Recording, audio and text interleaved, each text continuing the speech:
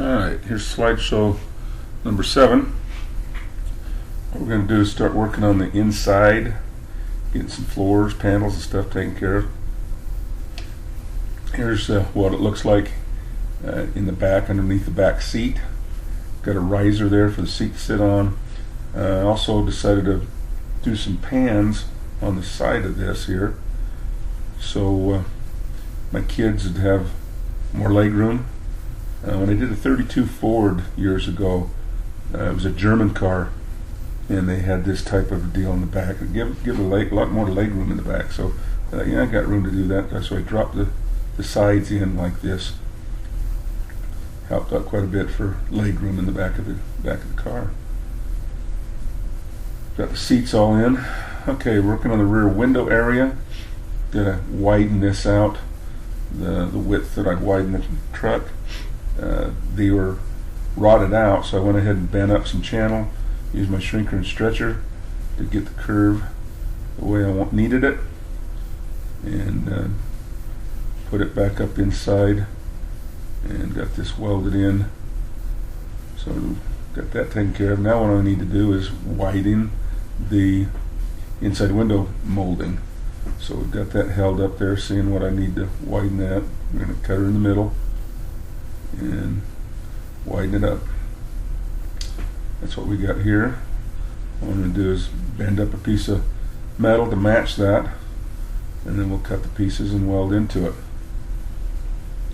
There it is, welded in and probably screwed in, ready to go. Front window, same problem. We've got to lengthen this out. What I decided to do on the bottom was kind of rough, so I went ahead and made a whole new bottom, clear across the whole bottom, and then drilled some holes, screwed that in, and it looks like I took part of the bottom one and put in the top to spread that out. Okay, going to work on the bed some more now. You can see nothing back there. You can see a strip of gray and some holes. That's some weld through primer, and I punched holes in there, 5/16 holes, so I can plug weld them. With welding these plug welds up, I used a MIG welder. I can burn in real good to that second layer of metal and get it to work good.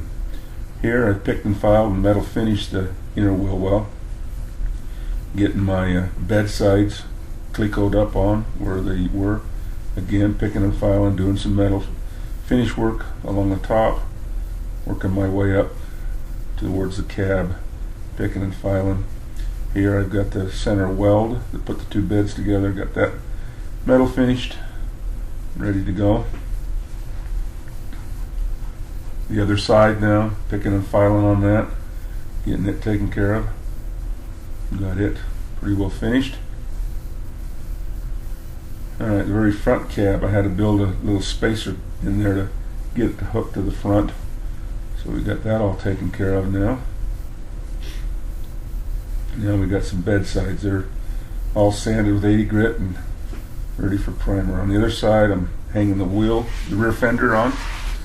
You can see what we're doing now is going to make a opening, wheel well opening. We're going to roll this under by centering it, like in the last picture.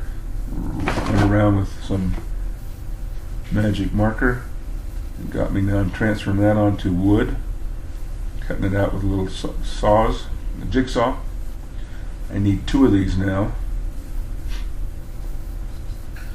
So I've got the 2. What I'm doing is they're longer than I need. These are a couple pins, alignment pins, so I can keep the 2 pieces together. Used a radial to put a radius on there all the way around. And now I've clamped this into position. I've got my extra metal there that's cut and trimmed. I'm going to anneal the aluminum now, so I put some soot on, put lots and lots of clamps on it so it's not going to move around on me. And then I hammered this inside so it made me a nice wheel well opening around the tire. Work on the running boards next. So what I'm doing now is building a splash apron from underneath the cab to the running board. Bend it on put a radius on the top a little bit. Now I'm putting it in my Marchant shrinker to shrink to fit the curve of the bottom of the cab. We got that fairly close. bent me up another piece that I can slide up in there and do some trimming and fitting so it fits all around all the areas inside the on the inside of the body there, how it comes on the inside of the doors. So now I've transferred that to my splash apron, trimming that all off, and by putting that up again, say getting it trimmed up.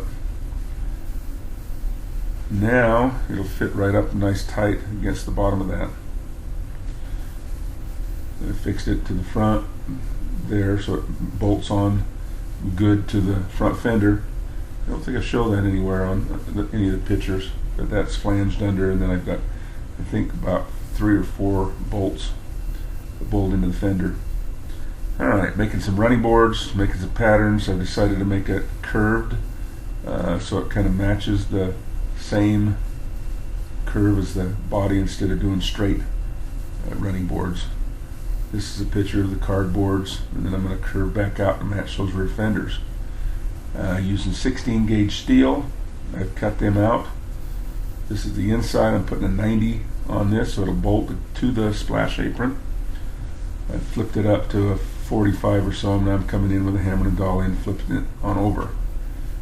Getting an idea of where the outside's going to be so I can trim it off nice.